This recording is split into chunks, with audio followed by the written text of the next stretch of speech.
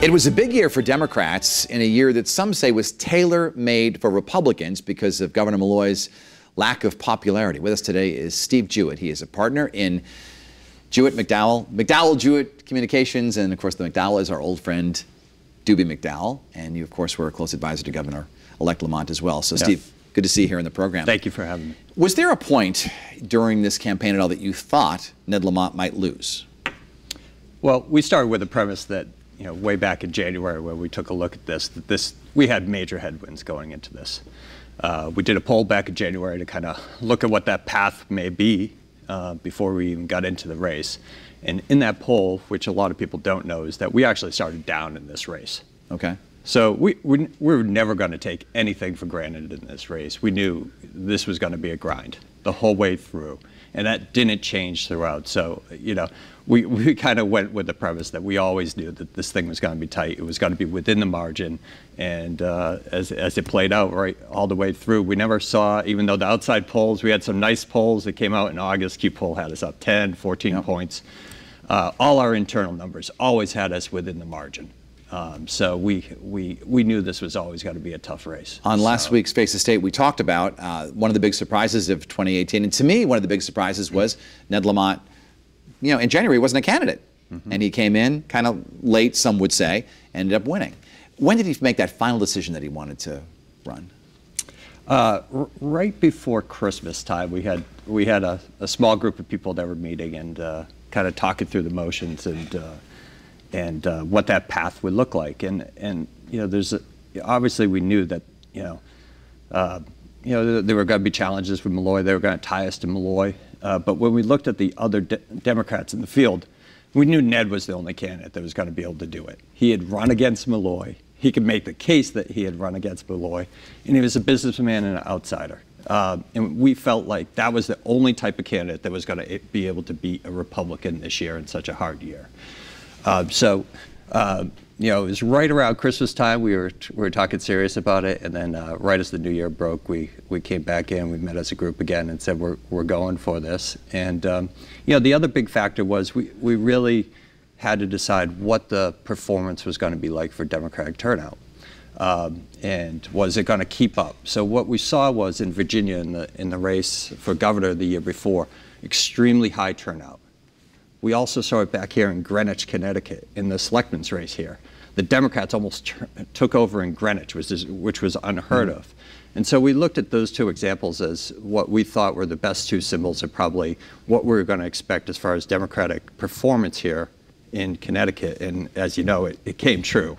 Why do you think that they did so well this year? I mean, they did pick up the Senate seat in Greenwich, and they picked them up in some other Republican areas as well. Yeah. You know, it was a great night for Connecticut Democrats. You know, a combination of two things. I think this was the first real election for Democrats that felt like they got cheated out of Hillary Clinton being being the president of the United States, particularly women, particularly educated women that had voted for Hillary and were still very upset from that. And we knew they were going to turn out in large numbers, and this was their first big opportunity to do so. That said, I think the Democrats were right on the issues. And one of the things that we learned about this race was, particularly coming out of the exit polls, was healthcare popped again. Healthcare soared above the economy down the stretch. We were right on the message on healthcare. So we talked a lot about healthcare down the stretch. All Democrats did, not only locally but nationally. And I think we tied that in with gun control in certain parts of the state, which, you know, we have a lot of history with it, obviously, and that tied to voters. And the combination of Democrats focusing on gun control, health care, with the overperformance that we expected because of Trump, that combination worked for us. The race for 2020 is kind of getting underway right now. This is the next big thing. What kind of, you know, as you look at the numbers from 2018 and Ned Lamont, what do you think we can read into it for 2020? Yeah, so I think that's the big question for the Democrats, is how they keep that level of excitement up. I think as long as President Trump's in office, I think our base is going to be very excited. I think they're going to end up coming out in 2020, which is going to make it a competitive race. I think Democrats need to not underestimate the ability also for Trump to turn out his vote. And it wasn't just Democrats that showed up in this race. Republicans did have good performance. We have not seen this type of turnout since 1966. Yeah, Stefanowski got more votes than, I think, Governor Rell. Yep. Okay, correct. Yep. Let's talk about potential presidential candidates in 2020. Who do you think we should be keeping an eye on? Because there are a lot of them. As you know, I have a good friend that I'd love to see do it someday, but Senator Chris Murphy is not making. He doesn't want to do it this year, though, any right? plans at this moment. What does that mean, though? Not making any plans? Can you get roped into it if someone says, "Hey, we think you'd be good"? The landscape always may change. I think this is going to be a wild year for Democrats nationally, just like Republicans had to deal with all the candidates that ran last go around, and Trump was able to kind of break through the pack. I think Democrats are going to be very challenged for the national level to coalesce around one candidate. We may even see a brokered convention at the national convention, and we haven't seen that since the 60s too. So this is going to be really interesting year for Democrats. I don't want to be Tom Perez this year as chairman of the National Party. He's got an incredibly hard job to keep Democrats from not chewing up each other and actually unifying everybody down the stretch where President Trump's going to have $1 billion to spend, and he has the ability to rally his base late, as we saw in even this past cycle. So, and Democrats obviously are looking for a new face, it seems. It does. It does. I think you're going to see some presidential candidates flare up early and then flare out early too. You just saw even Elizabeth Warren, even just in the last week or two, has had a challenge. Yes, she's had some new issues, and she's gone, and now people are already moved on to Texas and Beto. So, well, Steve Jewett, we thank you for being on the program. Happy New Year. Happy New Year. Thanks for having me.